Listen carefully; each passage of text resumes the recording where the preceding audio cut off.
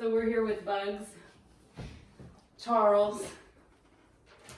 So tell me, what's your first memory of hearing about Grenada, that you were going to go to Grenada?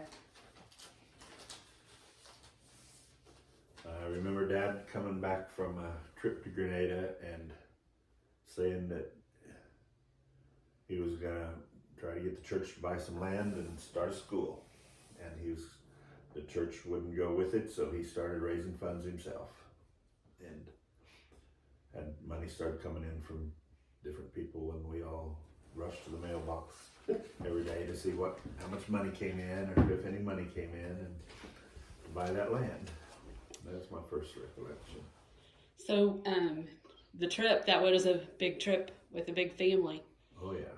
So what do you remember about that and about getting to Grenada?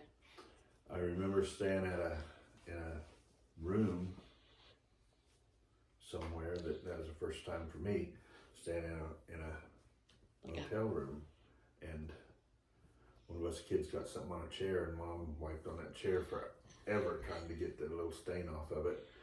But we went to a place to eat called Dollar Mule in Florida, and I think I paid for it because Brother Red from Cherokee used to put silver dollars in the offering, and I would buy that silver dollar from Dad every time it came in, so I had a pocket full of silver dollars, and I spent my silver dollars at the Dollar Mule to take our family out to eat. That was a big treat for your family. Yeah, that was a big deal. It was a buffet thing, so you could have all you wanted, and they had monster amounts of food, which was just incredible. So, well, that was fun. Right. So you got to Grenada.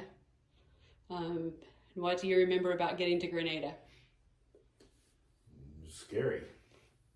How so? Well, First of all, how old were you? I turned 12 on the way to Grenada. So you had your birthday. Did you do anything special for your birthday? Went to the Dollar Mule. I remember thinking, I'll never remember who's who because they all look alike.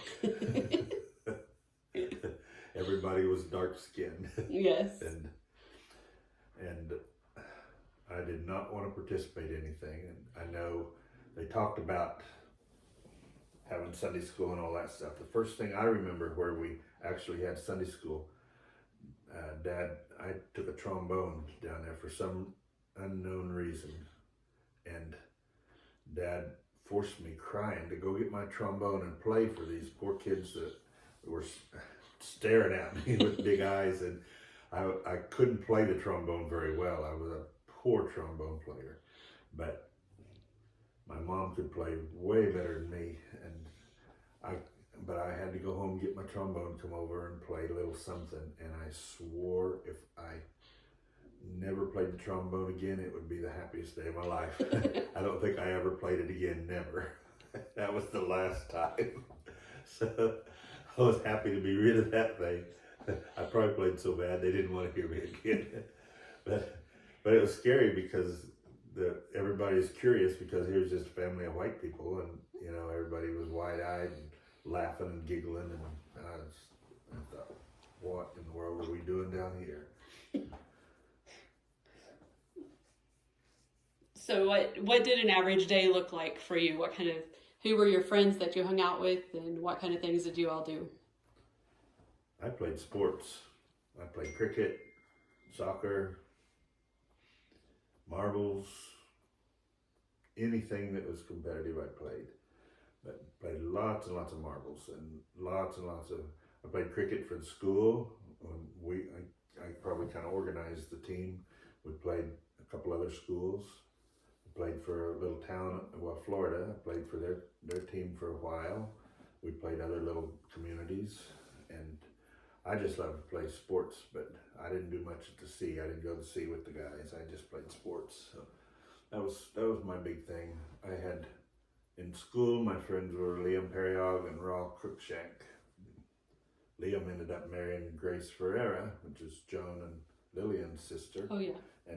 But we were good friends. He'd tell jokes about Compé Tig and Compé Zaye, which Compé I guess comes from French, but we'd sit there in class and just laugh and try not to make too much noise, but he had lots of those jokes. And anyway, then my friends besides school was Poy was his nickname. His name was Don L. Henry, but his name was Poy. That was my best friend. He's in Trinidad now. So I haven't talked to him since I left when I was 15. Mm-hmm. So So you were there from 12 to 15. yeah, I left in August of 15 before I turned 16 in November. Came back to school in that Independence. August. Went to School of Independence. Yeah, So what have you been doing since then? just trying to live a good life. I don't do much of anything. I'm retired and I'm happy to be there. I like working on old houses. I like a project, but I don't do anything meaningful.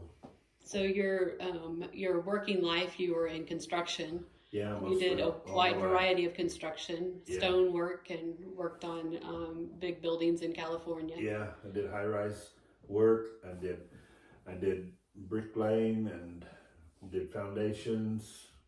Did a little concrete. Did a little anything construction. Built 2 or 3 houses, and anything with my hands I like doing. Didn't much like doing anything with my mind, but lots of stuff with my hands I liked. And you married your high school sweetheart. Yeah, Nathan was at church, and Nathan had a little Volkswagen Bug, and he said, "I'm gonna take you and Jeanette Newport," and I don't know if I'd even talked to her before. I was too shy to talk to anybody, especially girls. But he put us in the back of that little Volkswagen and drove that thing like crazy and went through all the curves and made us push against each other, and I was never the same. And this is Jan sitting here with him. Yeah, been what, 54 years? Yeah. So we're kind of doing things backwards, but give us your introduction, your name, and your how you got your name, if you remember, Well, and my your name's- family. My name is Charles Shaper. Nobody knows you by Charles, though. I was named after my Uncle Charles. I have a nephew named after, I think, me, and my niece took her name after mine because her mama and I was close. My nephew, it's the same mama as my niece, and so that was a good name. But my mom's closest brother was Charles, but I was always Bugs. That's the only name I knew. I hardly knew my own name. I was Bugs. And all the time in Grenada, nobody knew me except for Bugs. And we still don't know exactly how that came to be. I'm not sure how I got Bugs, but it just always was. And you have 3 boys, I have 3 sons, yeah. and they are they all 7 years apart? Yeah, 7 years between them. And they're each one married, and how All many married, grandkids? and I've got, let's see, well, I don't know, I've got, Sam's got 5 or 6, and Anthony's got 4, and Mikey's got 3, so And however many all that is. you got some great grands that claim you. Yeah, I got 2 or 3 or 4 great grands. Yes.